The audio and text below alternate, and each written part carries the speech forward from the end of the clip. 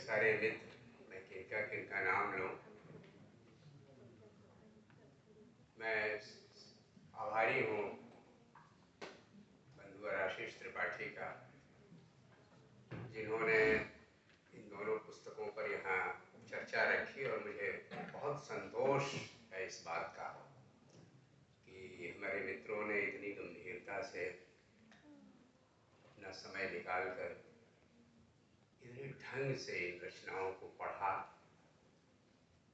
ये एक लेखक का सबसे बड़ा सम्मान होता है और उन्होंने ऐसे महत्वपूर्ण बिंदुओं पर ध्यान आकृष्ट किया कि नए सिरे से काम करने का उससे उत्साह भी मिलता है और अपने को सुधारने की नई दिशाएं भी मिलती हैं, बहुत कुछ सीखने को मिलता है। तो मैं ये कल्पना भी नहीं कर सकता था कि चर्चा इन पर होगी और उसमें मुझे इस तरह मंच पर उपस्थित रहना होगा। मुझे खुद बहुत संकोच हो रहा था। तो मैं बहुत बहुत आभारी हूँ सामाजिक विज्ञान संकाय का, आदरणीय प्रोफेसर बिंदा प्रांजपे जी का और सबसे अधिक आशीष त्रिपाठी का। मित्रों, भाई अष्टभुजा शुक्ल ने जो चर्चा की गुप्त जी की सीता की, कि वाल्मीकि से लेकर लोकगीतों की सीता पर तो हमने चर्चा की है, लेकिन इसमें गुप्त जी की सीता को या आधुनिक काल में जो सीता की अनेक छवियां आई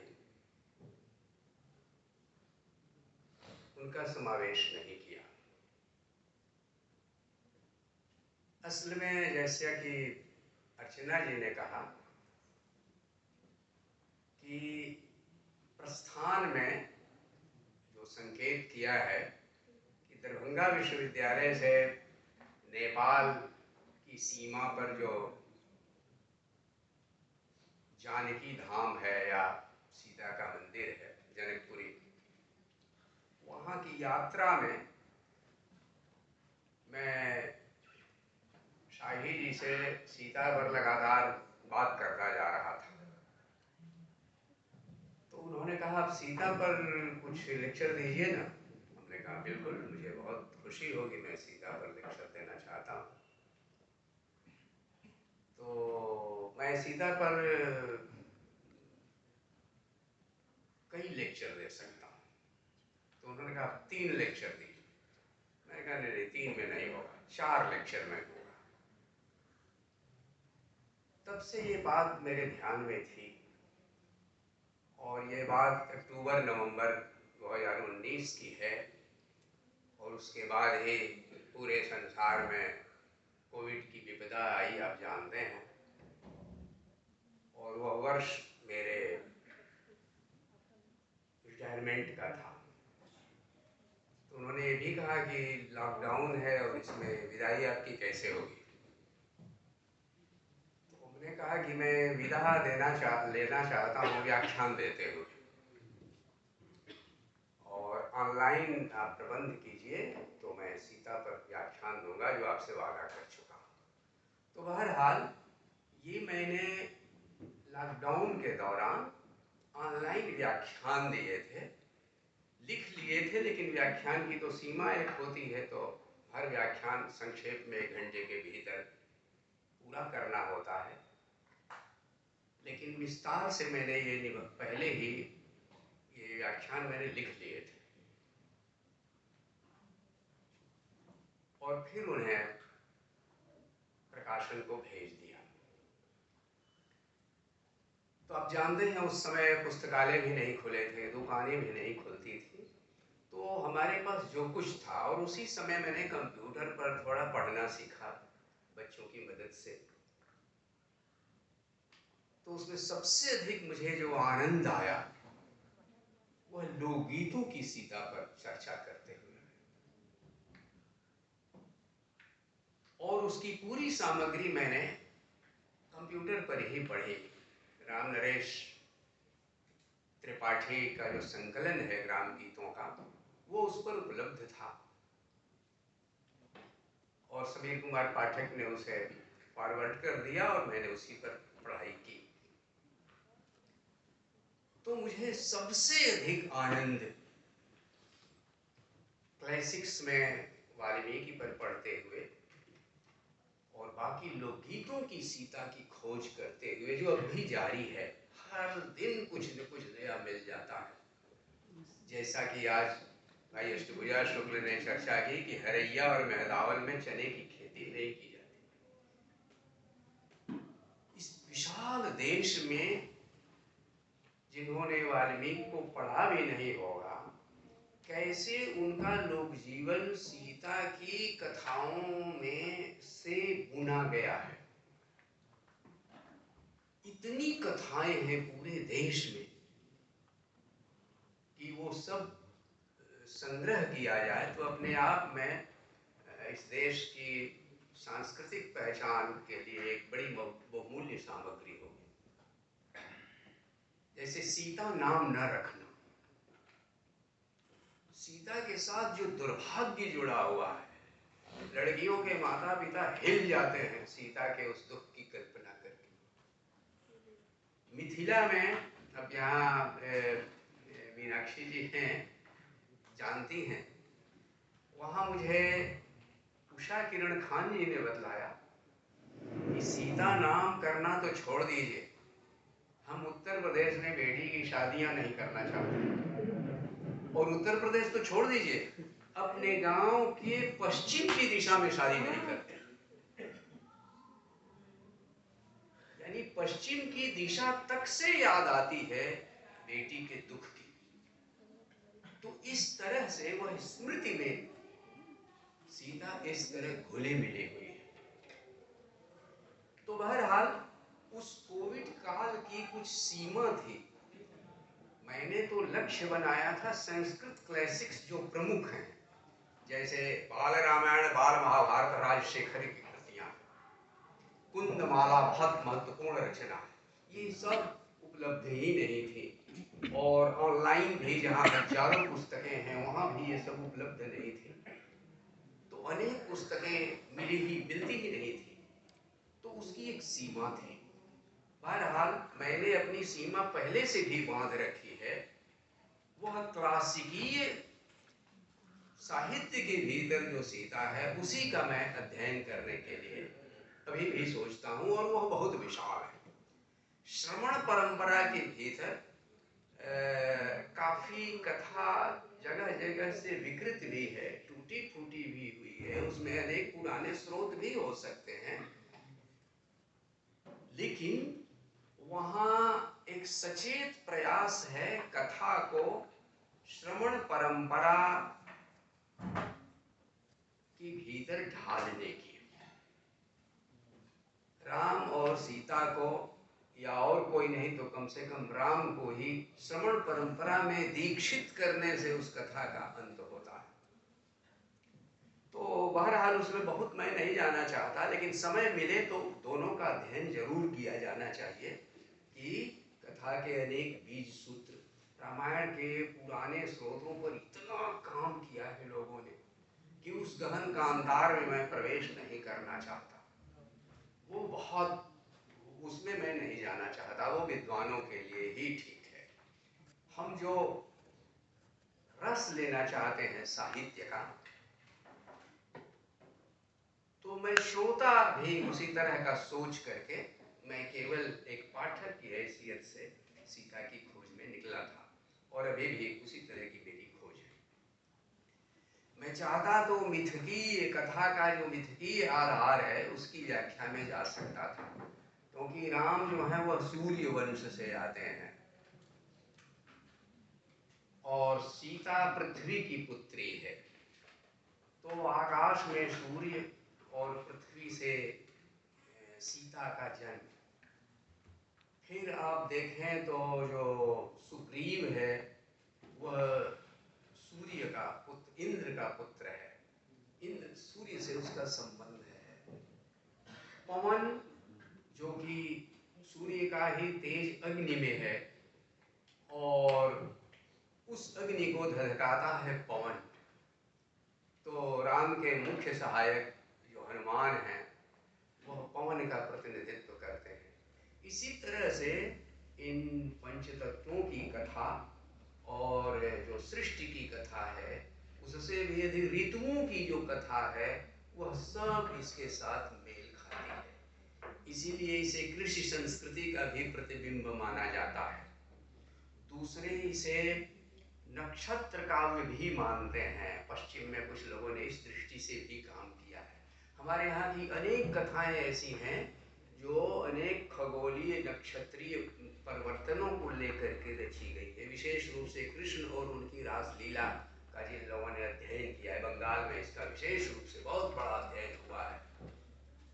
जो लोग मानते हैं कि राधा तो हुई ही नहीं, भागवत में उसका नाम नहीं है, तो जो लोग उसको नक्षत्र काव्य मानते हैं उस दृष्टि से उसका समाधान हो जाता है। क्योंकि विशाखा नक्षत्र में चंद्र की पूर्णिमा होती है, वैशाख उसका नाम इसीलिए है, चैत के बाद वैशाख। विशाखा में जिस नक्षत्र में पूर्णिमा होगी उस महीने का नाम वैसा ही होगा, तो वैशाख। विशाखा के बाद का जो नक्षत्र है उसका नाम है अनुराधा। अनुराधा का मतलब हुआ कि उससे पहले राधा है और तब अनुराधा है ना। इस तरह से राधा जो है वह चैत्र मास का नक्षत्र है। और जो लोग वसंत पूर्णिमा की रास पूर्णिमा मानते हैं, जैसे जयदेव का रास जो है वह वसंत रास है, और भागवत का जो रास है वह शरद का रास है, शरद पूर्णिमा का रास है। इसीलिए मानते हैं कि भागवत दक्षिण भारत की रचना है और उत्तर भारत की रचना है जयदेव 12वीं शताब्दी। तो ये दो दो परंपराएं रही, शताब्दियों तक इन कथाओं का रूपांतरण होता रहा है और लोग जीवन उसको रूप देता रहा। तो मैं चाहता तो राम कथा के उस सबके विवेचन में मैं चाहता, लेकिन वह मेरा लक्ष्य नहीं था। कृषि संस्कृति की छाया उसमें कहाँ कहाँ है, कैसे कैसे है, मैं उसमें नहीं गया।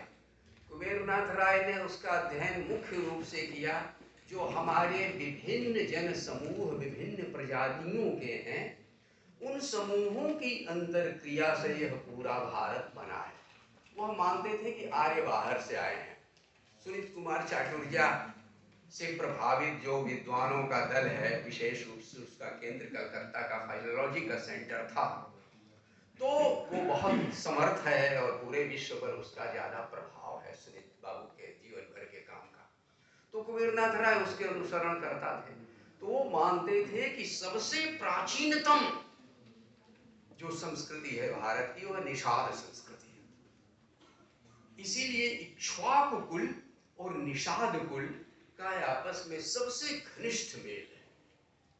राम वन से जब निकलते हैं तो उनका सबसे समर्थ पहला सहयोगी वह निषाद राज है, और पूरी यात्रा में उनको निषाद कुल, वनवासी ये सब मिलते चले जाते हैं। गंगा पर जो उनके निबंध है उसमें उन्होंने बताया इक्ष्वाकु वंश का भगीरथ, उसको श्रेय अंत में इसलिए दिया गया कि वह सफल हुआ, लेकिन शताब्दियों तक गंगा के इस मार्ग को शुद्ध किया गया, इसको रिफाइन किया गया, वह निषादों समूहों के सहयोग से किया गया। और इस तरह से गंगा के जो प्रमुख पूजक हैं वह निषाद कुल के लोग हैं, और उनका जो मुख्य नेता है जिसने नेतृत्व किया गंगा का मार्ग प्रशस्त करने में, वह इक्ष्वाकुओं का कुल है। तो इस तरह से आर्यों का, निषादों का, किरातों का, नागों का और द्रविड़ों का ये जो मिला जुला सांस्कृतिक अभियान है वो भारतीय संस्कृति को रूप देता। तो उस सब की व्याख्या में मैं नहीं गया, मैंने केवल साहित्य को लिया, उसके रस को लिया, और सबसे पहले वाल्मीकि में मैंने प्रवेश किया। वाल्मीकि के यहाँ अभी भी बहुतेरा इतना है सीखने को जिसका हदो हिसाब नहीं। इसमें जो बच्चना जी ने कहा कि जो अनेक परंपराएं, बहुत महत्वपूर्ण सूत्र उन्होंने दिए, जबरदस्त, और जो पंडितों ने और उसके बीज सूत्रों का अध्ययन करते हुए कि कहाँ कहाँ सीता का जो चरित्र है वह दूसरे दूसरे काव्यों में और दूसरी दूसरी संस्कृतियों में किस किस रूप में मिलता है ना। तो ये अपने आप में एक अद्भुत मेरी रुचि है कि दक्षिण भारत के और उत्तर भारत के कुछ और जो प्राचीन रामायण हैं, विशेष रूप से अद्भुत रामायण के बाद के, आध्यात्म रामायण के बाद के, तो उनमें क्या क्या परिवर्तन हुए हैं उनको लेकर के संभव है कि आगे कुछ मैं काम कर सकूं।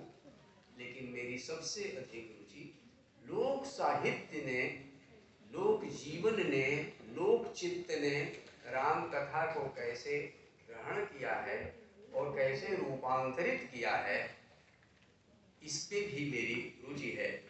और मुझे बहुत अच्छा फीडबैक मिला अर्चना शर्मा और अष्टभुजा शुक्ल और भाई शरदेंद्र कुमार त्रिपाठी से, कि जिसके अनुसार मैं कोशिश करूँगा कि इस अध्ययन को, इस यात्रा को और आगे बढ़ा सकूं।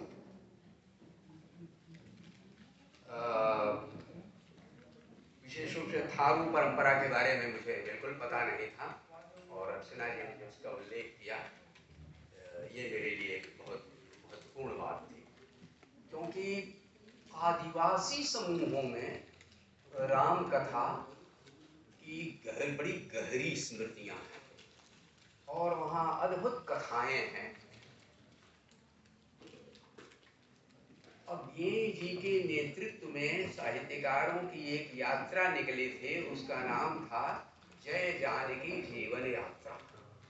उस यात्रा के विवरण 3 खंडों में प्रकाशित हुआ था। तो जब वो लोग नेपाल की सीमा पर पहुंचे तो वहाँ के आदिवासियों ने बताया, एक विशेष प्रकार की वनस्पति को दिखाकर जिनकी पत्तियों का स्वाद खट्टा होता है, जैसे वो इंसुलिन प्लांट होता है, कुछ उस तरह का होगा मेरे ख्याल से। तो उन्होंने कहा कि हमारी सीता मैया ने इन्हीं जंगलों में वास किया था और इन पत्तियों के सहारे ही उन्होंने अपनी भूख बुझाई थी। तो जगह जगह तरह तरह की स्मृतियां ये मौजूद हैं।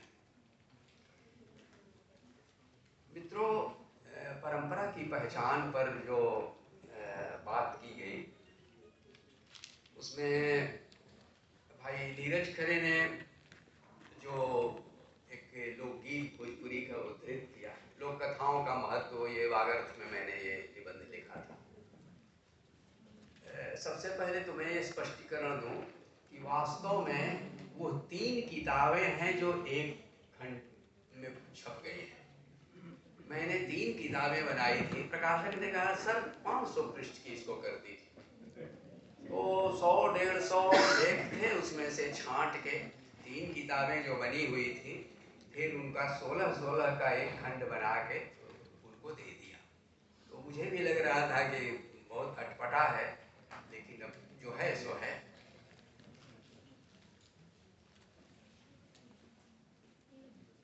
दूसरे कितना बजा बड़ी बात है। तो मित्रों, वास्तव में उनकी 3 किताबें होनी चाहिए। मैं स्वीकार करता हूँ कि किताब बहुत बड़ी हो गई है और वह एकाग्र नहीं है, ये बात बिल्कुल सही कही गई। दूसरे, प्रभाकर जी ने जो कहा, यह मूल्यांकन नहीं पहचान है,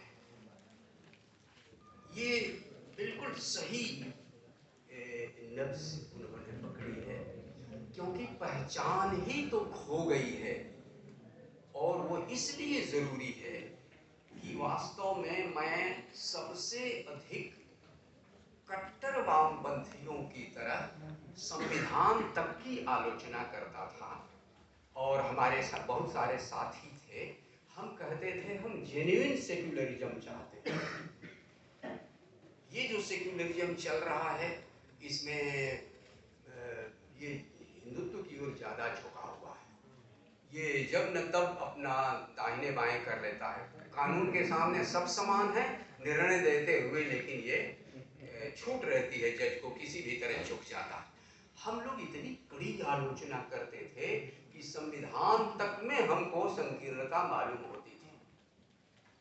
लेकिन जब बाबरी मस्जिद ढह गई, हम उन लोगों में थे कि हम लोगों ने साहित्यकारों की एक यात्रा निकाली थी लखनऊ से अयोध्या तक की।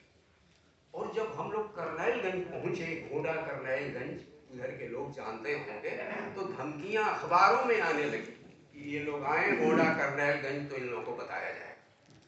तो उस रास्ते से होते हुए हम लोग जब अयोध्या पहुंचे तो आश्चर्य कि हम लोगों का सबसे अधिक स्वागत अयोध्या के संतों ने किया। इस देश में कितने प्रकार के विचार हैं, कितना कुछ सीखने को मिलता है। उस अयोध्या में हम लोगों ने अपने व्याख्यान दिए और सबसे अधिक श्रोता उसमें संत लोग बैठे हुए थे। रास्ते में किसानों ने स्वागत किया, जगह जगह रुकते हुए, हम लोग 5 जगह रुकते हुए गए थे। खैर, जब बाबरी मस्जिद गिर गई तो उसके बाद एक बहुत बड़ा प्रश्न चिन्ह हम लोगों के सामने आया। क्या जितने लोग गए हुए थे अयोध्या में वे सभी कार सेवक थे? क्या वे सभी भारतीय जनता पार्टी के मेंबर थे? क्या वे सभी आरएसएस के मेंबर थे? नहीं। इसका मतलब जनता का एक विशाल वर्ग है जो राम को चाहता है, राम के प्रति भक्ति रखता है, लेकिन वह किसी विशेष पार्टी का मेंबर नहीं है। हमारी जो बातें हैं वो इतनी ज्यादा कड़ी, इतनी ज्यादा कट्टरता से भरी हो जाती हैं कि हम बिल्कुल अकेले पड़ जाते हैं, अपनी उस जनता से भी अकेले पड़ जाते हैं जो कि हमारी बात सुन सकती है। इसलिए जो मुट्ठी भर के कट्टर सांप्रदायिक संकीर्ण लोग हैं, है ना, वे लोग सफल हो जाते हैं अपनी बात में। उस समय एक लेख निकला था श्यामा चरण दुबे का, उससे हमें एक रोशनी मिली। उस लेख का शीर्षक मुझे याद है, धर्म से नहीं धर्मांधता से लड़ो, यह उसका शीर्षक था। हम आम तौर पर सेकुलरिज्म की बात करते करते धर्म की आलोचना करने लगते हैं। हम मान के चलते हैं कि धर्म ही सांप्रदायिकता का स्रोत है। इस विशाल देश में, क्या इस विश्व में सबसे बड़ी संख्या धर्म को मानने वालों की ही है, और यही स्वाभाविक है। मनुष्य के चैतन्य की यह विशेषता है कि वह विभिन्न प्रकार के धर्म, विभिन्न प्रकार के रास्ते, विभिन्न प्रकार की चिंतन परंपराओं की ओर जाएगा। इसलिए उसको रोक करके कोई नया विवेक का रास्ता नहीं बन सकता। उसको साथ लेके, उससे संवाद करते हुए, और तब हमें गांधी याद आए। और गांधी में जो प्रेरणा बन के काम कर रहे थे वे विवेकानंद आए, उन्होंने ही, उनका शब्द है सर्वधर्म समन्वय। उनके पीछे साधना है श्री राम कृष्ण देव की, जिन्होंने कहा कि उसको कई नामों से पुकारा जाता है लेकिन वो एक ही है। ये बात बहुत पुराने समय से कही जा रही है, वेदों के समय से। तो उस चीज ने हमें एक नए ढंग से सोचना सिखाया, और मैंने साहस पूर्वक अपनी आलोचना सुनते हुए भी, निंदा भी सुनते हुए, मैंने इस बात को कहना शुरू किया। और सबसे पहले भाई तिवारी जी ने एक पुस्तक निकाली थी, धर्म का समाज शास्त्र, उसमें मैंने अपना लेख साहस पूर्वक दिया। वो लेख इस किताब में है, और उसकी चर्चा भाई प्रभाकर सिंह ने बहुत अच्छे ढंग से की। मुझे संतोष है कि उन्होंने एकदम असली नब्ज पकड़ी। जिस चीज के लिए मेरी जिद है वह यही है कि इस देश की परंपराएं बताती हैं कि यह देश विभिन्न धर्म के मानने वालों, विभिन्न भाषाएं बोलने वालों को साथ साथ लेकर चलने वाला देश है। हजारों वर्षों की इसकी परंपरा है, और यह जो संवाद की परंपरा है, इसी को हमें निखारते चलना है। इसको निखारने से ही हम सही ढंग का सेकुलरिज्म अपने देश में गढ़ सकेंगे। और सच्चाई है कि संविधान में हमने जो सेकुलरिज्म दिया वह यूरोप से दूसरे किस्म का है। हमारे सेकुलरिज्म में धर्म का विरोध नहीं है, हमारे यहाँ धर्म के सामंजस्य और संवाद पर जोर सभी रह सकते हैं, संवाद करते हुए रह सकते हैं, इसमें लड़ना जरूरी नहीं है। तो ये विश्व के सामने हमारा एक दान होगा। भारत एक उदाहरण बन सकता है, और जब यह उदाहरण बनेगा तो बांग्लादेश का भी वातावरण बनेगा, पाकिस्तान का भी वातावरण बदलेगा, आसपास का वातावरण बदलेगा, और तब विश्व के लिए हम एक उदाहरण बन सकते हैं। कुछ इस आत्मविश्वास से मैंने अपनी बातें ये कहनी शुरू की थी। मुझे इस बात की खुशी है कि हमारे मित्रों ने, भाई प्रभाकर सिंह जी ने इस सर्वधर्म समभाव वाली बात, ये गांधी जी ने क्वाइन किया था यह वर्ड समभाव, तो ये अपने ढंग की खोज है। भारतीय धर्म परंपरा से होते हुए भारतीय राजनीति में गांधी जी ने इसको सूत्रबद्ध किया, और संविधान में अंबेडकर ने अपनी प्रतिभा के साथ आधुनिक भाषा देते हुए, सच कहिए तो उसको समझने समझाने की ज़्यादा ज़रूरत है। न्यू एजुकेशन पॉलिसी में अगर कोई कोर्स लाना था, तो अगर हमारे जैसे लोगों का सुझाव होता तो यह होता कि एक कॉमन कोर्स बनाया जाए, और वह हो संविधान की जो मौलिक प्रतिज्ञाएं हैं उनकी शिक्षा, क्योंकि वो हमारे खून में आ जाना चाहिए। उसको ठीक ठीक समझाना बहुत जरूरी है। जातियों का भेदभाव और धर्मों का भेदभाव, ये दो बड़े भेदभाव हैं जिनको पार किए बगैर हम ठीक ठीक आधुनिक नहीं हो सकेंगे, और ठीक ठीक मनुष्य नहीं हो सकेंगे, ठीक ठीक अपनी सभ्यता, साहित्य और संस्कृति को समझने लायक भी नहीं हो सकेंगे।